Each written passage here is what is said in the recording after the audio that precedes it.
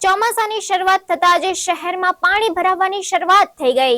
ચોમાસાની શરૂઆત થતાં જ શહેરમાં પાણી ભરાવાની શરૂઆત થઈ ગઈ છે. પાલિકા દ્વારા પ્રી મોન્સૂન કામગીરી કર્યા હોવાના દાવા સાબિત થયા પોકળ.